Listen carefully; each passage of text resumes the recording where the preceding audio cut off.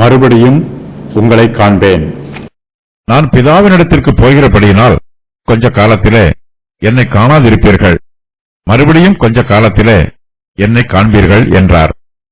அப்பொழுது அவருடைய சீஷரில் சிலர், நான் பிதாவினிடத்திற்கு போகிறபடியினால் கொஞ்ச காலத்திலே என்னை காணாதிருப்பீர்கள் என்றும், மறுபடியும் கொஞ்ச காலத்திலே என்னை காண்பீர்கள் என்றும் அவர் நம்முடனே சொல்லுகிறதன் கருத்து என்ன என்று தங்களுக்குள்ளே பேசிக் கொண்டதுமன்றி, கொஞ்ச காலம் என்கிறாரே, இதென்ன, அவர் சொல்லுகிறது என்னதென்று நமக்கு விளங்கவில்லையே என்றார்கள்.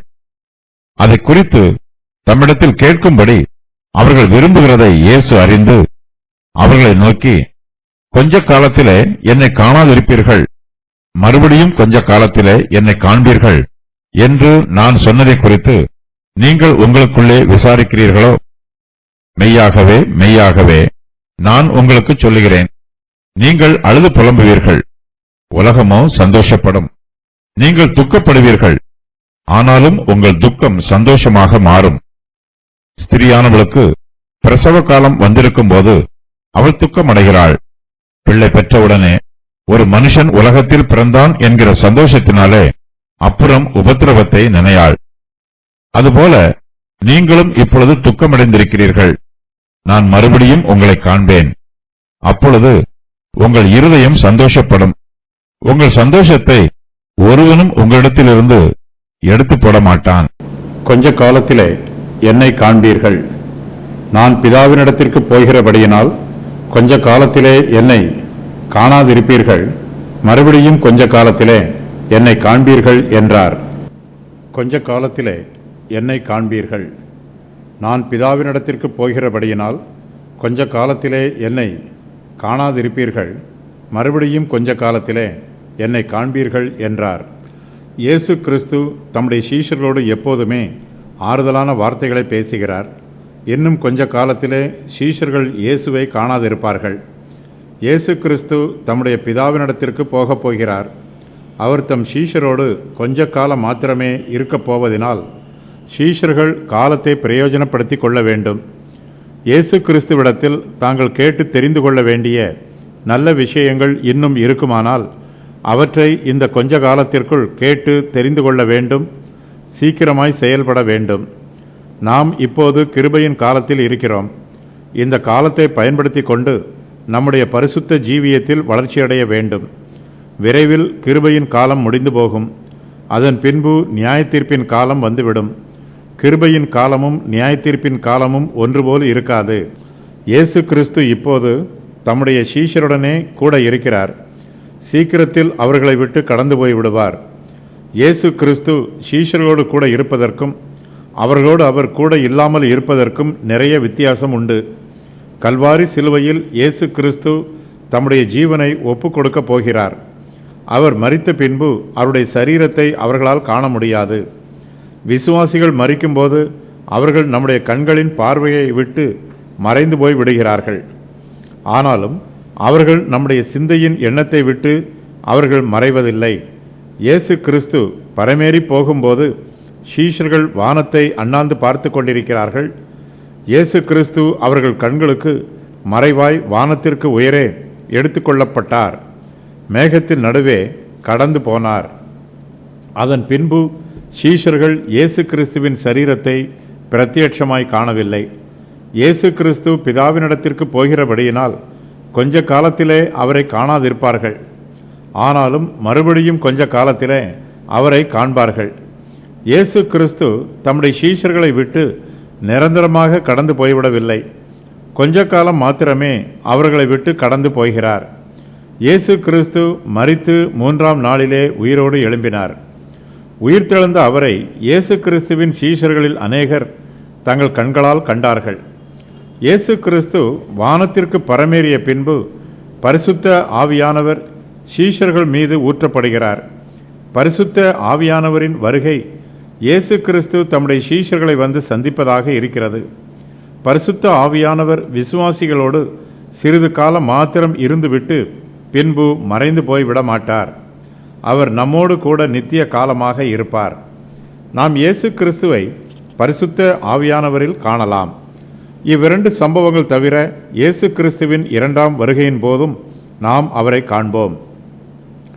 தம்முடைய சீஷர்கள் கொஞ்ச காலத்தில் தம்மை ஏன் காணாதிருப்பார்கள் என்பதற்கான காரணத்தையும் இயேசு கிறிஸ்து அவர்களிடம் கூறுகிறார். இயேசு கிறிஸ்து பிதாவினிடத்திற்கு போகிறபடியினால் என்பதே அந்த காரணம். வேத பண்டிதர்கள் இந்த வாக்கியத்திற்கு பலவிதமாக வியாக்கியானம் கூறுகிறார்கள். இந்த வார்த்தையானது இயேசு கிறிஸ்து பரமேறி போவதை குறிப்பதற்கு பதிலாக அவர் தமது சரீரத்தில் மரித்து போவதை குறிக்கும் என்பது ஒரு வியாக்கியானம். இயேசு கிறிஸ்து மரிக்கும்போது கொஞ்ச காலத்திலே சீஷர்கள் அவரை காணாதிருக்கிறார்கள். அவர் 3ஆம் நாளில் மறுபடியும் உயிரோடு எழும்பும்போது சீஷர்கள் கொஞ்ச காலத்திலே மறுபடியும் அவரை காண்கிறார்கள். இந்த வாக்கியம் இயேசு கிறிஸ்து பரமேறி போவதை குறிக்கும் என்று வியாக்கியானம் பண்ணும்போது அவர் பரமேறி போன பின்பு கொஞ்ச காலத்திலே சீஷர்கள் அவரை காணாதிருப்பார்கள். காலத்தின் முடிவில் இயேசு கிறிஸ்து மறுபடியும் இந்த பூமிக்கு வரும்போது கொஞ்ச காலத்திலே அவரை மறுபடியும் காண்பார்கள். விசுவாசிகளாகிய நாம் நம்முடைய சிநேகிதர்களை விட்டு பிரிந்து போகும்போது இயேசு கிறிஸ்துவை போலவே வாழ்த்து கூற வேண்டும். கொஞ்ச காலத்தில் என்னை காணாதிருப்பீர்கள் என்று இயேசு கிறிஸ்துவை போல நாமும் சொல்லி விடைபெற வேண்டும். விசுவாசிகளாகிய நாம் ஒருவரை விட்டு ஒருவர் பிரிந்து போக வேண்டியது நிச்சயமாகவே நடைபெறும்.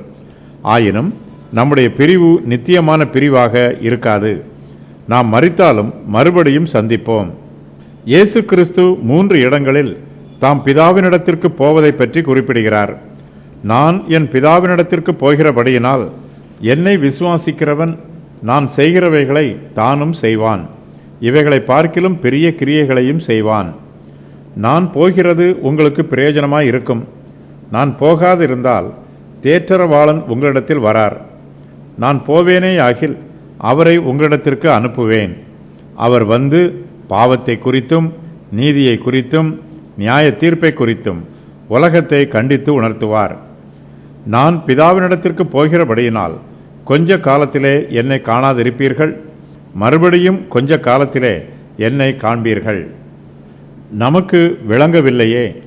அப்பொழுது அவருடைய சீஷரில் சிலர், நான் பிதாவினிடத்திற்கு போகிறபடியினால் கொஞ்ச காலத்திலே என்னை காணாதிருப்பீர்கள் என்றும் மறுபடியும் கொஞ்ச காலத்திலே என்னை காண்பீர்கள் என்றும் அவர் நம்முடனே சொல்லுகிறதின் கருத்து என்ன என்று தங்களுக்குள்ளே பேசிக்கொண்டதுமன்றி, கொஞ்ச காலம் என்கிறாரே, இது என்ன? அவர் சொல்லுகிறது இன்னதென்று நமக்கு விளங்கவில்லையே என்றார்கள். இயேசு கிறிஸ்துவின் வார்த்தையை கேட்டு சீஷர்கள் குழப்பமடைகிறார்கள். அவர் தங்களை விட்டு போகப் போகிறாரே என்னும் வருத்தம் அவர்களுடைய இருதயத்தில் நிரம்பி இருக்கிறது. ஆகையினால் இயேசு கிறிஸ்து சொல்லுவது சீஷர்களுக்கு சரியாக புரியவில்லை. சீஷர்களில் சிலர் அவர் சொல்லுகிறது என்னதென்று நமக்கு விளங்கவில்லையே என்று தங்களுக்குள்ளே சொல்லிக் கொள்கிறார்கள். இந்த சத்தியத்தை இயேசு கிறிஸ்து ஏற்கனவே தம்முடைய சீஷர்களுக்கு உபதேசம் பண்ணியிருக்கிறார். ஆனாலும் சீஷர்கள் அந்த சத்தியத்தை புரிந்து கொள்ளாமல் இன்னும் இருளில் இருக்கிறார்கள். சீஷர்களின் விசுவாசம் பலவீனமாக இருக்கிறது. அவர்கள் வேத வாக்கியத்தை அறிந்து கொள்வதிலும் பலவீனமாக இருக்கிறார்கள். இயேசு கிறிஸ்து தம்முடைய பிதாவினிடத்திற்கு போகப் போவதை பற்றி சீஷர்களிடம் தெளிவாக சொல்லி இருக்கிறார். பலமுறை இதை பற்றி சொல்லி இருக்கிறார். தம்மை கொன்று போடுவார்கள் என்றும், ஆனாலும் 3ஆம் நாளிலே தாம் மறுபடியும் உயிரோடு எழும்பப் போவதாகவும் இயேசு கிறிஸ்து தம்முடைய சீஷருக்கு வெளிப்படுத்தி இருக்கிறார். ஆனால் அவர் சொன்னதன் கருத்து அவர்களுக்கு புரியவில்லை. அவர் சொல்லுகிறது என்னதென்று நமக்கு விளங்கவில்லையே என்று தங்களுக்குள்ளே சொல்லிக் கொள்கிறார்கள். துக்கம் அவர்களுடைய இருதயத்தில் நிரம்பி இருக்கிறது. மிகுந்த துக்கத்தோடு இருப்பதினால் அவர்களுக்கு ஆறுதல் தேவைப்படுகிறது. தவறுகளினால் துக்கம் உண்டாகிறது. துக்கப்படும் போது தவறு உறுதி பண்ணப்படுகிறது.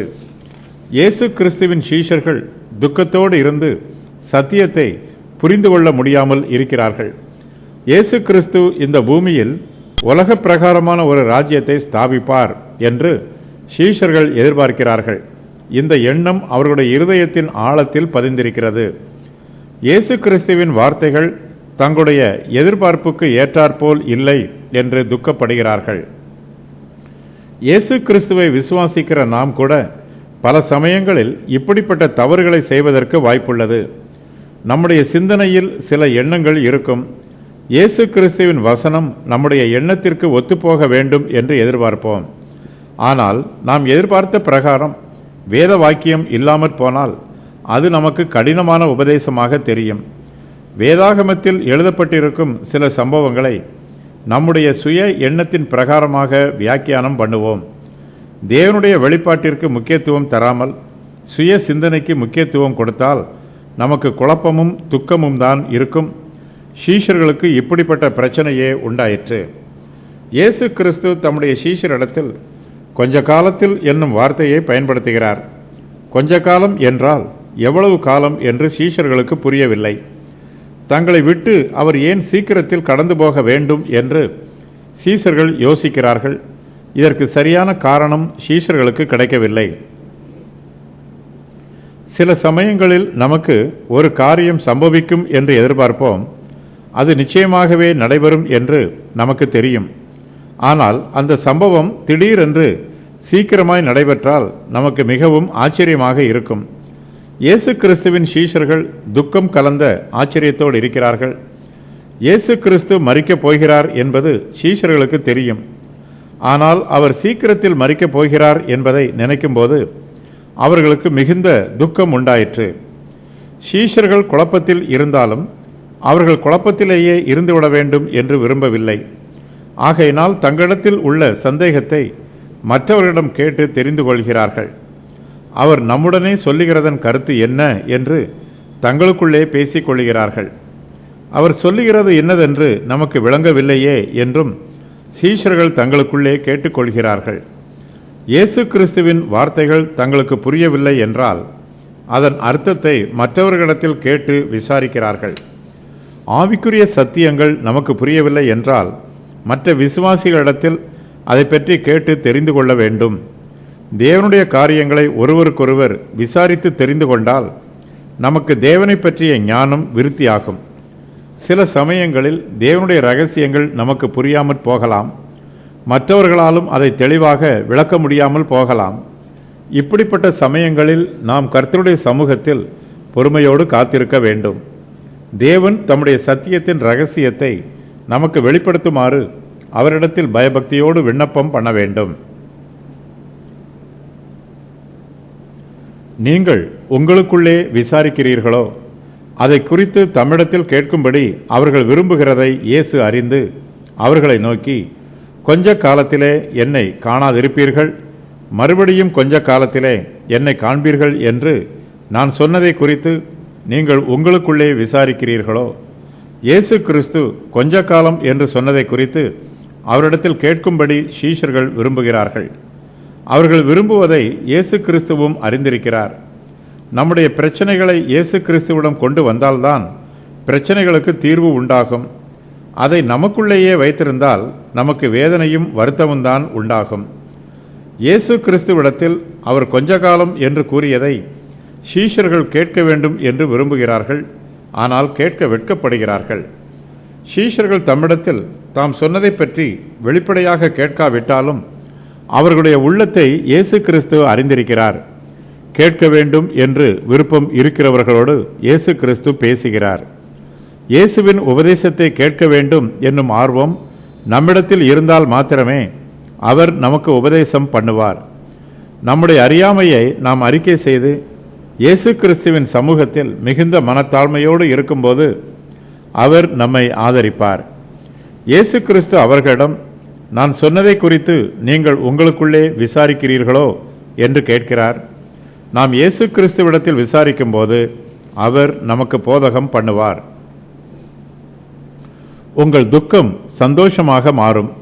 மெய்யாகவே மெய்யாகவே நான் உங்களுக்கு சொல்லுகிறேன், நீங்கள் அழுது புலம்புவீர்கள், உலகமோ சந்தோஷப்படும்.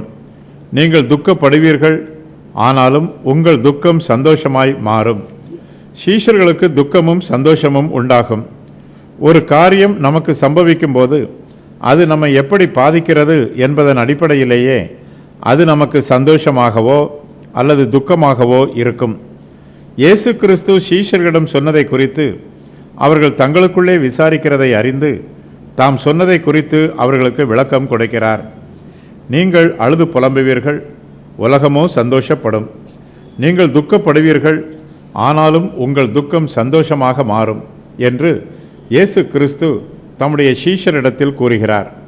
இயேசு கிறிஸ்துவின் தரிசனம் நம்மிடத்தில் இருக்கிறதா அல்லது இல்லையா என்பதை பொறுத்தே விசுவாசிகளுக்கு சந்தோஷமோ அல்லது துக்கமோ உண்டாகும்.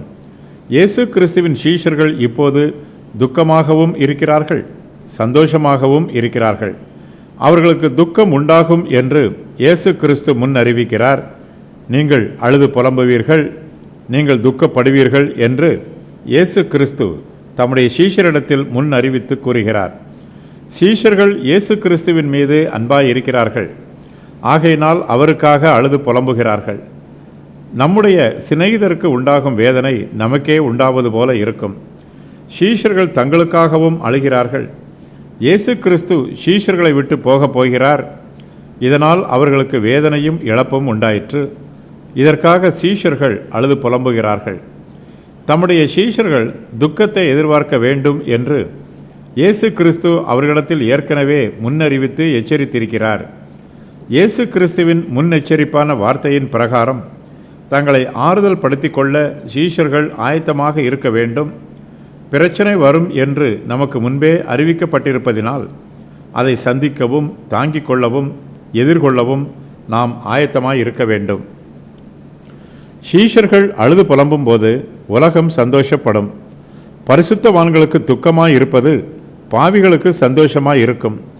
கிறிஸ்துவுக்கு அந்நியராய் இருக்கிறவர்கள் தங்களுடைய மாம்ச பிரகாரமான சிந்தையில் தொடர்ந்து ஜீவித்து கொண்டிருப்பார்கள். உலகமே இவர்களுக்கு பெரிதாய் இருக்கும். இயேசு கிறிஸ்துவின் சத்துருக்கள் சந்தோஷப்படுவார்கள். இயேசு கிறிஸ்து சீஷர்களை விட்டும் இந்த உலகத்தை விட்டும் புறப்பட்டு போவதினால் தாங்கள் அவரை வெற்றி கொண்டதாக நினைப்பார்கள். இந்த பிரபஞ்சத்தின் ஜனங்கள் அநியாயத்தில் சந்தோஷப்படுகிறார்கள். இவர்களுடைய எண்ணங்களும் மாயை, இவர்களுடைய சந்தோஷமும் மாயை. நாம் கர்த்தருடைய உடன்படிக்கை பெட்டிக்கு முன்பாக சாஷ்டாங்கமாக பணிந்து விழுந்து கிடக்கும்போது நாம் தோற்று போய் தரையில் படுத்திருப்பதாக உலகம் நினைத்து சந்தோஷப்படுகிறது. மற்றவர்கள் நம்மை குறித்து சந்தோஷப்படும்போது நாம் ஆச்சரியப்பட வேண்டியதில்லை. தேவனுடைய சமூகத்தில் நாம் கண்ணீரோடு நிற்கும்போது அவர் நம்முடைய கண்ணீரை துடைப்பார். நம்முடைய துக்கம் சந்தோஷமாய் மாறும். நம்முடைய துக்கம் நமக்குள் நிரந்தரமாக இராது, கொஞ்ச காலம் மாத்திரமே இருக்கும். நாம் சிறிது நேரம் அழுது புலம்புவோம், சிறிது நேரம் துக்கப்படுவோம். ஆனாலும் நம்முடைய துக்கம் சந்தோஷமாக மாறும். சீஷர்கள் தங்களுடைய கர்த்தராகிய இயேசு கிறிஸ்துவை மறுபடியும் பார்த்தபோது சந்தோஷப்பட்டார்கள். இயேசு கிறிஸ்துவின் உயிர்த்தெழுதல் செத்தவர்களைப் போல இருந்த சீஷர்களுக்கு உயிர் கிடைத்தது போல ஆயிற்று. இயேசு கிறிஸ்துவின் பாடுகளை குறித்து சீஷர்கள் துக்கத்தோடு இருந்தார்கள். அவர் உயிர்த்தெழுந்ததினால் அவர்களுடைய துக்கம் சந்தோஷமாய் மாறிற்று. அப்போஸ்தலர் பவுல் தன்னையும் மற்ற அப்போஸ்தலரையும் எப்படி விளங்க பண்ணுகிறார் என்பதை குறித்து கொரிந்தியருக்கு எழுதின 2வது நிருபத்தில் இவ்வாறு எழுதியிருக்கிறார். இந்த ஊழியம் குற்றப்படாதபடிக்கு நாங்கள் யாதொன்றிலும் இடரல் உண்டாக்காமல் எவ்விதத்தினாலேயும் எங்களை தேவ ஊழியக்காரராக விளங்க பண்ணுகிறோம். மிகுந்த பொறுமையிலும் உபத்திரவங்களிலும் நெருக்கங்களிலும் இடுக்கண்களிலும் அடிகளிலும் காவல்களிலும் கலகங்களிலும் பிரயாசங்களிலும் கண் விழிப்புகளிலும் உபவாசங்களிலும் கற்பிலும் அறிவிலும் நீடிய சாந்தத்திலும் தயவிலும் பரிசுத்த ஆவியிலும் மாயமற்ற அன்பிலும் சத்திய வசனத்திலும் திவ்ய பலத்திலும் நீதியாகிய வலது இடது பக்கத்து ஆயுதங்களை தரித்திருக்கிறதிலும் கனத்திலும் கனவீனத்திலும் துர்க்கீர்த்தியிலும் நற்கீர்த்தியிலும் எத்தர் எண்ணப்பட்டாலும் நிஜஸ்தராகவும் அறியப்படாதவர்கள் எண்ணப்பட்டாலும் நன்றாய் அறியப்பட்டவர்களாகவும் சாகிறவர்கள் எண்ணப்பட்டாலும் உயிரோடு இருக்கிறவர்களாகவும் தண்டிக்கப்படுகிறவர்கள் எண்ணப்பட்டாலும் கொல்லப்படாதவர்களாகவும்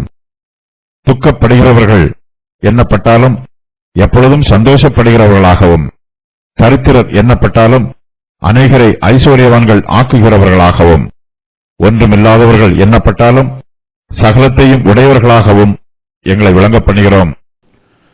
நம்முடைய ஜீவியம் துக்கம் நிறைந்ததாக இருக்கலாம். துக்கத்திற்கு மத்தியிலும் நம்முடைய இருதயத்தில் சந்தோஷம் நிறைந்திருக்க வேண்டும். ஆட்டுக்குட்டியானவரை பின்பற்றுகிற விசுவாசிகள் எல்லோருமே அப்போஸ்தலர் பவுலைப் போல சிந்தனை உடையவர்களாக இருக்க வேண்டும். நம்முடைய சூழ்நிலை அழுது புலம்போதாக இருக்கலாம், நம்முடைய இருதயம் துக்கப்படலாம். ஆனால் இயேசு கிறிஸ்துவோடு நாம் நிலைத்திருப்பதினால் நம்முடைய துக்கம் சந்தோஷமாக மாறும். சக விசுவாசிகள் அழுது புலம்பி துக்கப்படும் போது நாமும் அவர்களோடு துக்கப்பட வேண்டும். அழுகிறவர்களுக்காக அழ வேண்டும், புலம்புகிறவர்களுக்காக புலம்ப வேண்டும். தங்களுடைய பாவங்களை குறித்து புலம்பாத பாவிகளுக்காகவும் நாம் கர்த்தருடைய சமூகத்தில் அழுது புலம்ப வேண்டும். அதே வேளையில் பாடுகளின் நிமித்தமாக அழுது புலம்புகிற பரிசுத்தவான்களுக்காகவும் நாம் அழுது புலம்ப வேண்டும். கர்த்தருடைய பிள்ளைகளாகிய நாம் அழுது புலம்பி துக்கப்படும் போது இந்த உலகமோ சந்தோஷப்படுகிறது. இவர்களுடைய சந்தோஷம் மாயை, இது நிலைத்து நிற்பதில்லை. இப்பிரபஞ்சத்தின் சந்தோஷமே பிரதான சந்தோஷம் என்று உலகத்தார் நினைக்கிறார்கள். உலகம் கொடுக்கிற சந்தோஷம் பொய்யான சந்தோஷம்.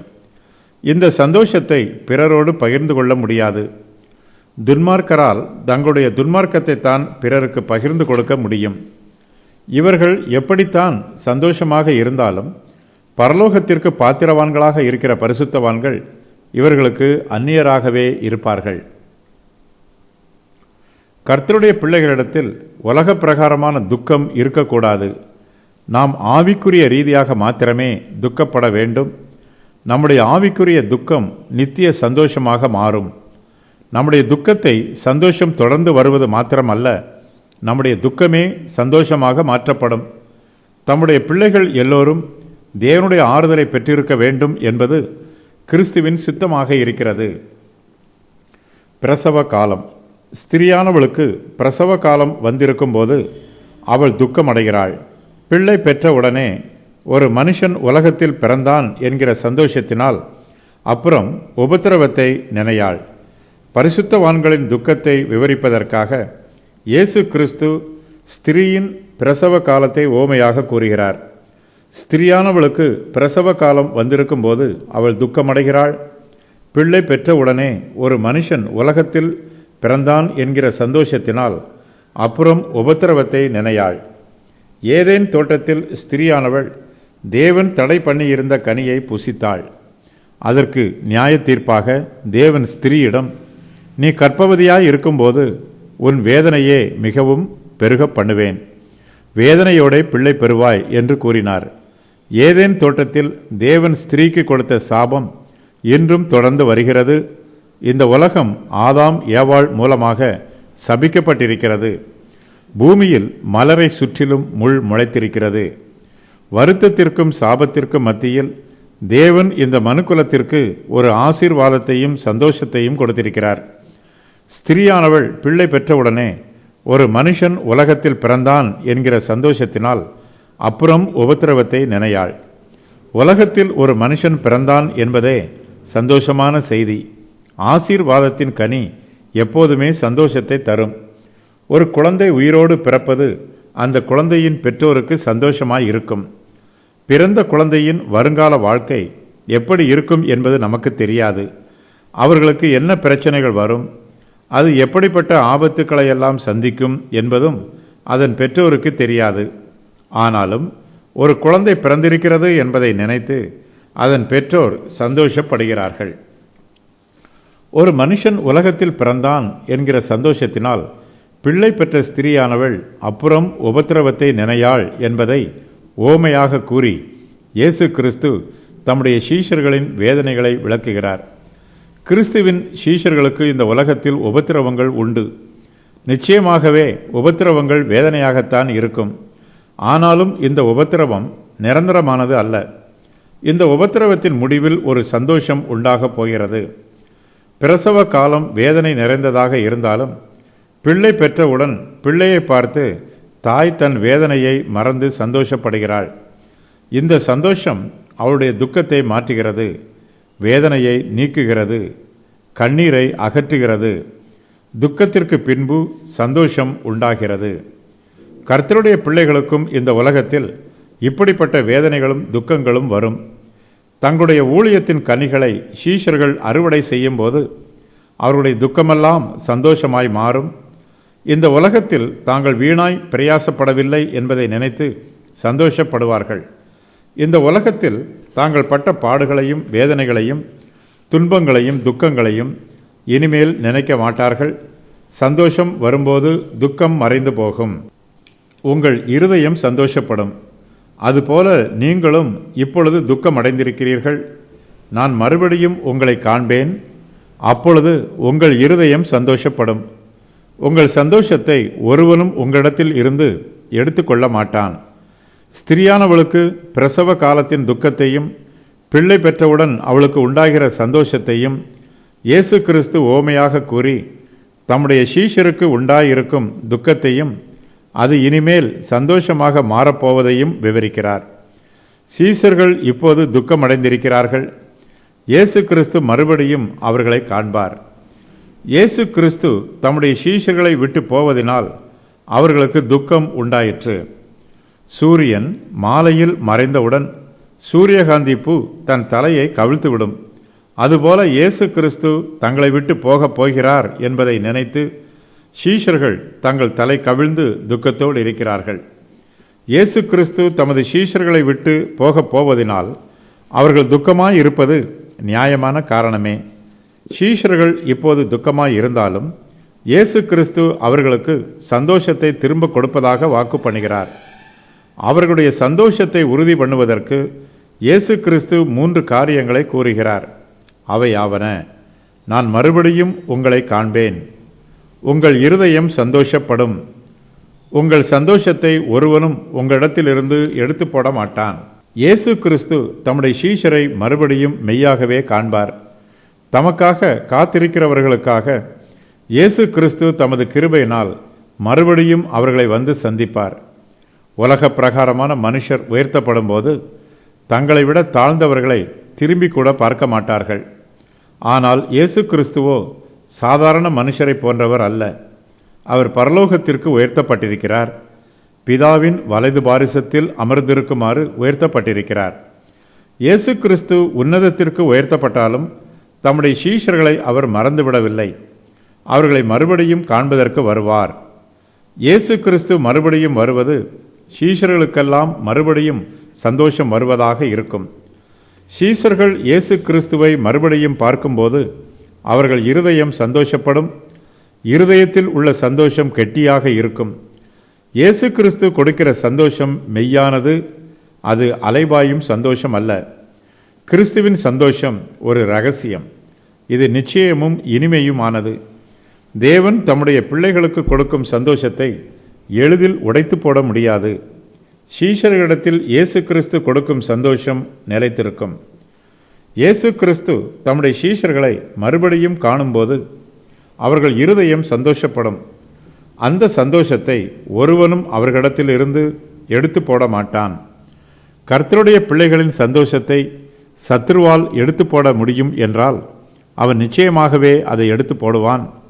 ஆனால் அவனால் நம்முடைய சந்தோஷத்தை எடுத்து போட முடியாது. இயேசு கிறிஸ்து உங்கள் சந்தோஷத்தை ஒருவனும் உங்களிடத்தில் இருந்து எடுத்து போட மாட்டான் என்று கூறுவதற்கு வேத பண்டிதர்கள் இவ்வாறு விளக்கம் கூறுகிறார்கள்.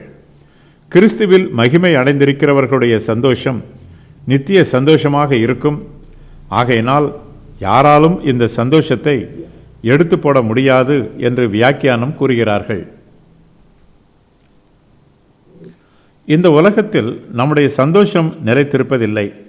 உலக பிரகாரமான பல காரணங்களினால் நம்முடைய சந்தோஷம் துக்கமாக மாறிப்போகிறது. இது உலகத்தின் சந்தோஷம். ஆனால் பரலோகத்தின் சந்தோஷமோ நித்திய சந்தோஷமாக இருக்கும். ஆகையினால் இயேசு கிறிஸ்து இந்த வசனத்தில் கூறுகிற சந்தோஷம் பரிசுத்தவான்களுக்கு கர்த்தர் கொடுத்திருக்கிற ஆவிக்குரிய சந்தோஷம் என்று விளக்கம் கூறுவது சிறப்பாக இருக்கும். இந்த உலகத்தால் கர்த்தருடைய பிள்ளைகளின் சந்தோஷத்தை திருடிக்கொண்டு போக முடியாது. ஏனெனில் இயேசு கிறிஸ்துவின் அன்பை விட்டு அவருடைய பிள்ளைகளை யாராலும் பிரிக்க முடியாது. கர்த்தருடைய கரத்தில் இருந்து அவருடைய பிள்ளைகளை யாராலும் பறித்து கொள்ள முடியாது. அவர்களை மாத்திரமல்ல, பரலோகத்தில் அவர்கள் சேர்த்து வைத்திருக்கும் பொக்கிஷத்தையும் யாராலும் திருடிக்கொண்டு போக முடியாது.